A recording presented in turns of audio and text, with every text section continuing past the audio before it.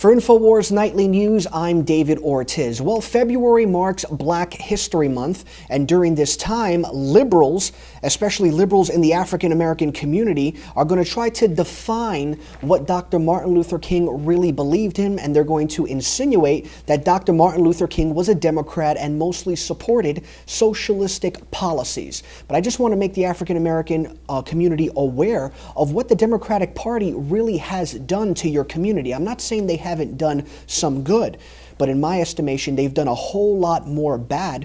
Yet the African American community seems to run into the arms of the Democratic Party. Over 95% of blacks vote Democrat. It's truly astounding. Let me just run over some facts for you. Some of them are going to be very obvious, but people dismiss them. And it's important that we reiterate these facts. One of the obvious facts is that President Abraham Lincoln was a Republican.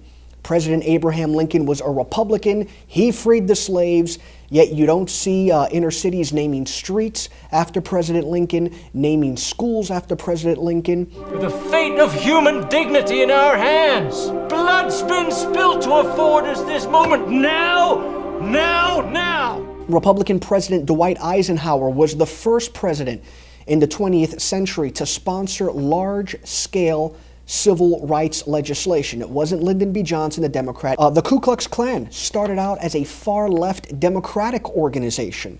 Quite often you'll hear ridiculous comments from many Democrats who say that the NRA is like the Ku Klux Klan, but they really should open up a book, because if they did, they would realize that the Ku Klux Klan was a far-left democratic organization. Far more Republicans proportionately voted for the Civil Rights Act than Democrats.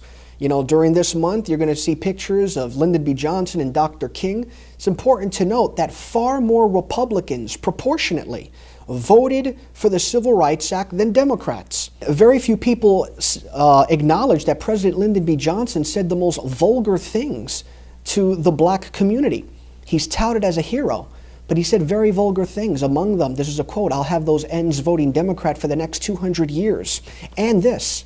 You can say that they can't discriminate, but I've got to prove that it discriminates, and I can't prove it in Texas. They're there now are white folks." And obviously the granddaddy of all issues, why I say sadly that the African American community has to wake up out of its trance, is the issue of abortion. According to the CDC, over 600,000 black children are murdered annually because of abortion.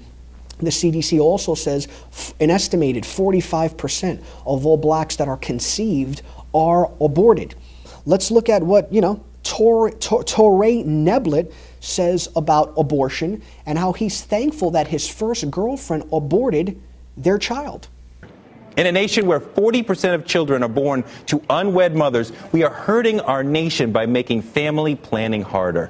I thank God and country that when I fell into a bad situation, abortion was there to save me and keep me on a path toward building the strong family I have now.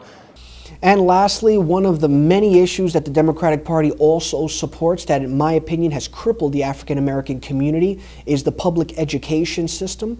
As a result of this public education system, which individuals like Al Sharpton over here and Professor Dyson say we need to support even more with more money, as a result of this system, 60% of children, an estimated 60% of all children, cannot read or do math proficiently. And in the city of Detroit, over 90% of students cannot do math proficiently at the 8th grade level. Yet it's been the Republican Party that supports school vouchers. They've been wildly popular in Washington, D.C., and the Democrats, it's not until this year that they really started supporting school voucher programs.